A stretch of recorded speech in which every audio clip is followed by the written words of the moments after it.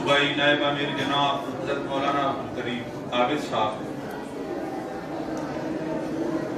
محترم صدر اجلاس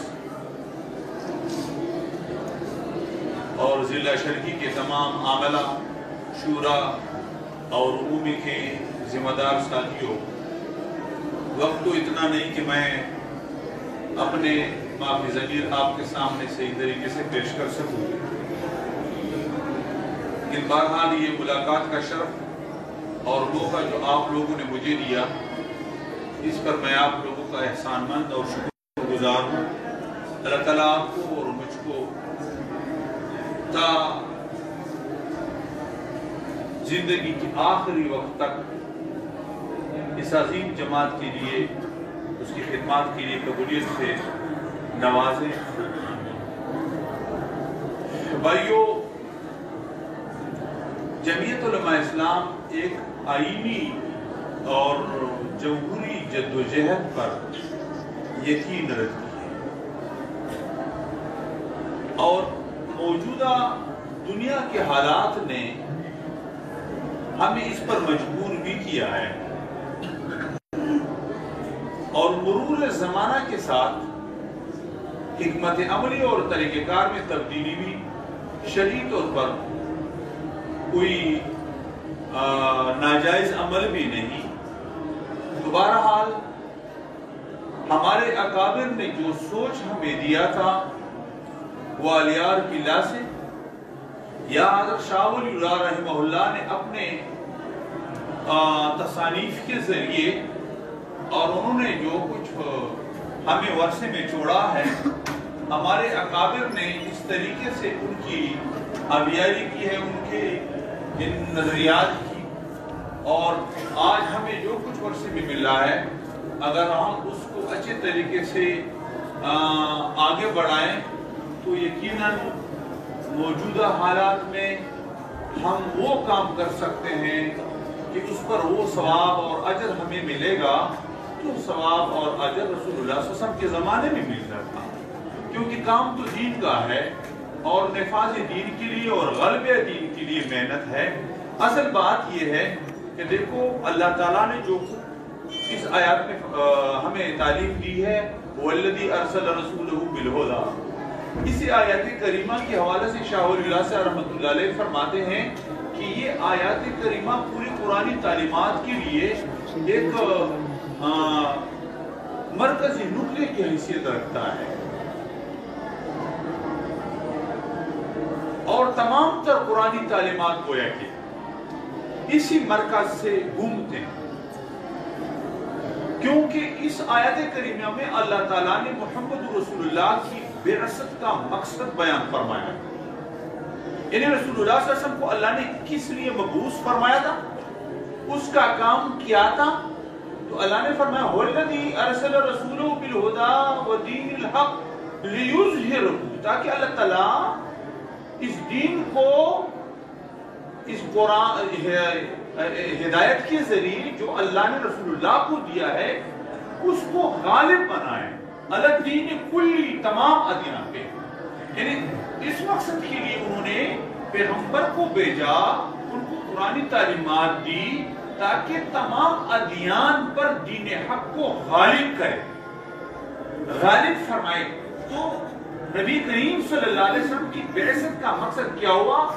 یعنی دین کے غلبے کے لیے جدوجہد کرنا، غلبے دین کے لیے جو جدوجہد ہوتا ہے وہ رسول اللہ صلی اللہ علیہ وسلم کو اللہ نے بطور مقصد دیا کہ آپ کا کام یہ ہے کہ آپ کو غالب کو، دین کو غالب بنائیں گے۔ دیکھو، ایک تعلیم دین ہے، تدریس دین ہے، تبلیغ دین ہے، اشاعت دین، یہ سب دین کے کام ہیں، اس میں کوئی شک نہیں، دین کے کام تو ہیں، اور یہ سب کچھ اس لیے ہوتے ہیں کہ پہلے تو آپ اس میں کوئی شک، لوگوں میں اویئرنس بھی پیدا کریں گے، تبلیغ بھی کریں گے، یہ سب کچھ کریں گے، لیکن ان تمام چیزوں سے مقصد کیا ہو کہ دین غالب ہو جائے۔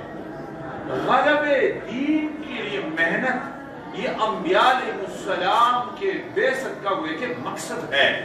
تو غلب دین کا کے لیے جو لوگ محنت کرتے ہیں اور اس محنت کا مبارک نام ہے سیاست شرعیہ. یہ غلب دین کے لیے جو محنت ہوتا ہے کہ جو لوگ جو کام کرتے ہیں محنت کرتے ہیں کہ اس محنت کے ذریعے سے دین کو تمام ادیان پر غالب بنائیں, تو اس محنت کا نام شریعت میں کیا ہے؟ سیاست شرعیہ.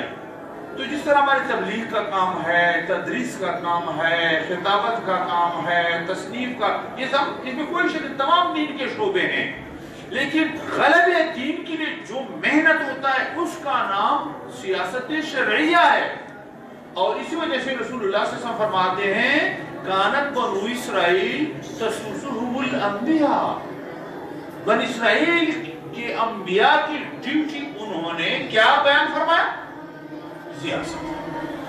کانت بنو اسرائیل, بنو اسرائیل تھے, کانت بنو اسرائیل تسوسهم الانبیاء. اکثر یہ علماء کا ہے, تو اس روایت میں تسوس فعل ہے, ہم ضمیر مفعول ہے, اور اس کا فاعل کیا ہے؟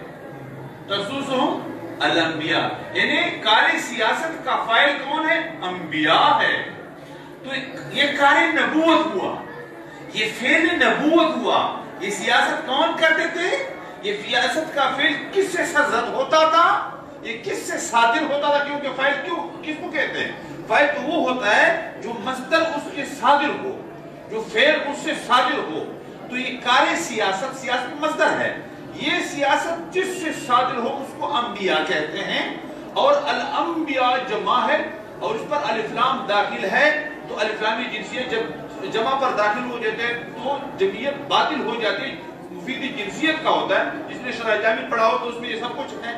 تو اس کا مطلب یہ ہوا کہ الانبیاء کا معنی یہ ہوگا کہ یہ تو فاعل ہے, یعنی جنس نبی فاعل ہوگا, کیونکہ جنسیت کا فائدہ کرتا ہے, اور جنس جوہر ہے, جنس عرض نہیں. تو اس کا مطلب یہ ہے کہ فاعل سیاست جوہر انبیاء, ذات نبی, ذاتیات نبی جو ہیں وہ فاعل سیاست کو قرار دیا گیا ہے. یہ عوارض میں سے نہیں ہے, یہ ذاتیات نبوت میں سے ہیں کہ وہ سیاست کرے گا. اور اسی وجہ سے رسول اللہ نے فرمایا کہ العلماء ورثۃ الانبیاء. کس چیز میں وارث ہیں علماء؟ العلماء ورثۃ. تو آپ وارث ہیں رسول اللہ کی, تو کار نبوت میں آپ وارث نہیں ہیں. کار نبوت میں اس لیے میں تو جب سنتا ہوں کہ بعض علماء بھی کہتے ہیں کہ ہم خالصتاً مذہبی لوگ ہیں, سیاست نہیں کرتے, تو یہ تو سیکولر نعرہ ہے, یہ مغربی دنیا کا نعرہ ہے. یہ امریکہ, یہ یونین کے جو چارٹر ہے, جو منشور ہے یونین کا, اس میں تو یہ بات ہے کہ مذہب ہر انسان کا بنیادی حق ہے. نہیں, مذہب تو ہر انسان کا بنیادی حق ہے, لیکن پھر بھی وہ کہتے ہیں کہ نہیں, سیاست جو ہے یہ نہ کسی گرجے کا کام ہے, نہ کسی مندر کا کام ہے, نہ کسی مسجد کا کام ہے. یہ سیاست جو ہے سیاست میں مذہب کا دخل نہیں ہوگا. یہ لیبرل تصور آج جو ہیں یہ سیکولر تصور ہے, اور یہ ہمارے مدارس کے بعض علماء بھی ان کے ساتھ شریک. مجھے حیا آتی ہے, شرم آتی ہے اس بات پہ کہ میں اس قسم کا سیکولر مولوی بن جاؤں کہ دین اسلام کے ان ذمہ داریوں سے اپنے آپ کو مبرہ سمجھو جو انبیاء کے ذاتیات میں سے شمار کیا ہے, کار نبوت ہے, اور اس کو میں پوچھ ڈالوں. لہذا سیاست ہے کار نبوت, اور سیاست کے لیے جماعت زندگی ضروری ہے. آج ہم جس مجلس میں بیٹھے ہیں اس کو مجلس عمومی کہا جاتا ہے. مجلس عمومی یہ جمعیت علماء اسلام کا ایک عظیم فورم ہے. جمعیت علماء, یہ دستور نے ہمیں جو شعبے دیے ہیں, مجلس عاملہ, مجلس شورا, مجلس عمومی, 3 مجالس ہے جمعیت کے, 3 مجالس ہے. اور جمعیت علماء اسلام کے دستور کے مطابق آپ کا یہ فورم شورا پر بھی اثر انداز ہے, عاملہ پر بھی مقدم ہے. عاملے کے فیصلوں کو بھی آپ ویٹو کر سکتے ہیں, شورا کے فیصلوں کو بھی آپ ویٹو کر سکتے ہیں. تو یہ عمومی جاندار عمومی ہونی چاہیے. یہ عمومی جو ہے گپ شپ نہیں ہونی چاہیے. یہ جعلسازی کے نتیجے میں نہ بنائیں، یہ رکن سازی کے نتیجے میں بنائیں. صحیح طریقے سے رکن سازی کریں اور اس کے نتیجے میں اچھے کام کے لوگوں کو آپ آگے بڑھائیں. UC کے لیول سے لے کر تحصیل یا ٹھون کے لیول تک ان لوگوں کو آپ بھیجیں کہ آپ میں زیادہ جماعت کے فعال ورکر ہو اور جماعت کی ذمہ داری کو اچھے طریقے سے نبھا سکتے ہو، اور پھر ضلع کو ان لوگوں کو ضلع میں کے لیے سلیکٹ کرو جو ان سے زیادہ فعال ہو. تو پھر یہ ضلع عمومی اگر اپنے ذمہ داریوں کو نہ سمجھتے ہو اور اس کو اتنا طاقت بھی دستوری طور پر حاصل ہو تو پھر یہ تو یقیناً زیادتی ہوگی. تو یہ اور پھر جماعتی زندگی شریعت کے نظر میں کتنا عام ہے، کتنا عام ہے. جماعت کس کو کہا جاتا ہے؟ رسول اللہ صلی اللہ علیہ وسلم فرماتے ہیں من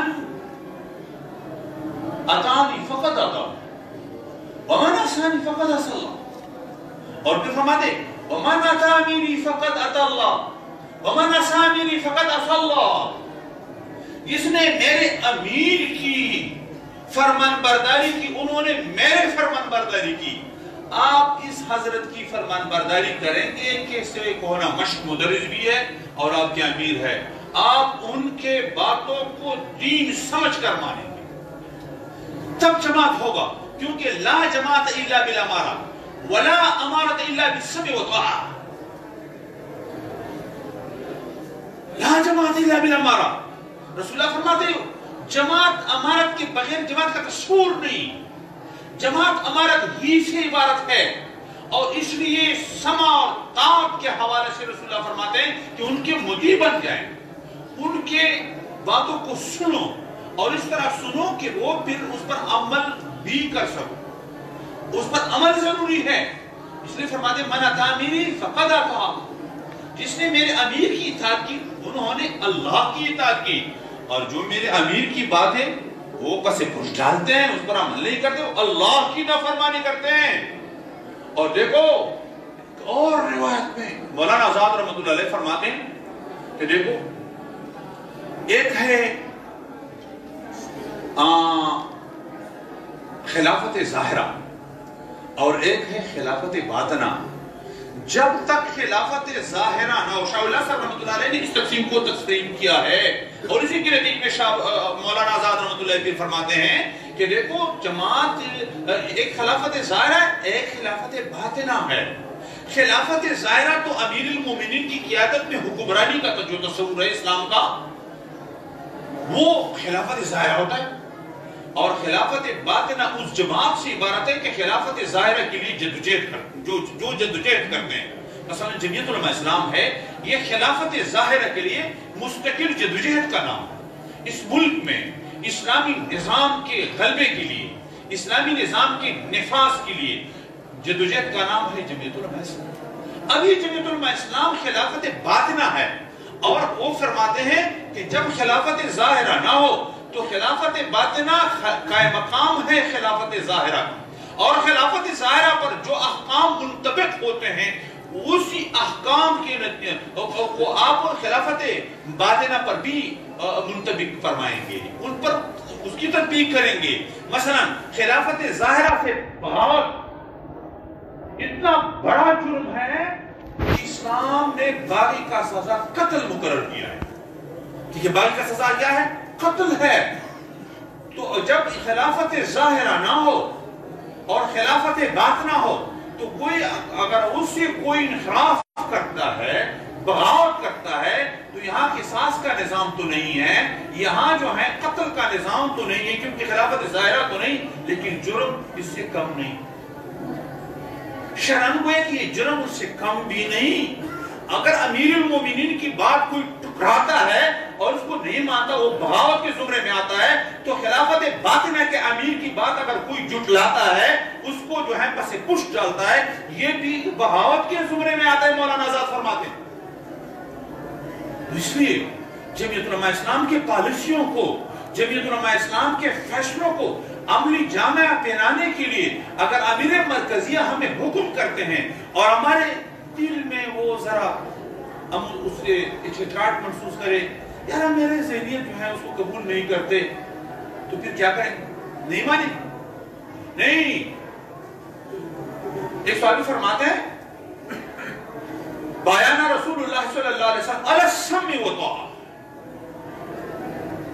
فی العسر والیسر وفی المنشط والمکروہ.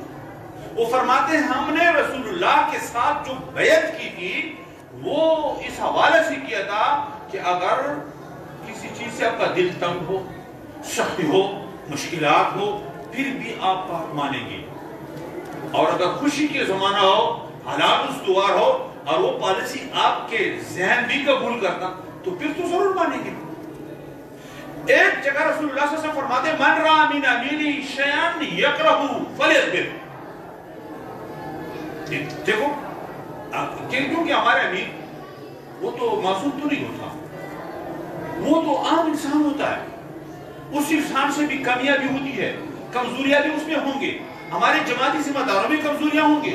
ہم اپنے امیروں کو صحابہ کرام کی نظر سے دیکھتے ہیں. آج کل لوگ صحابہ کرام کو معاف نہیں کرتے، خدا ہمیں مودودیت اور فضیت سے بچائیں، تو ان کو بھی معاف نہیں کرتے. تو ہم اپنے امیر کو اس پر قیاس کر کے ابو صدیق ہے یا عمر فاروق ہے، وہ تو صحابہ کرام نے بنایا تھا.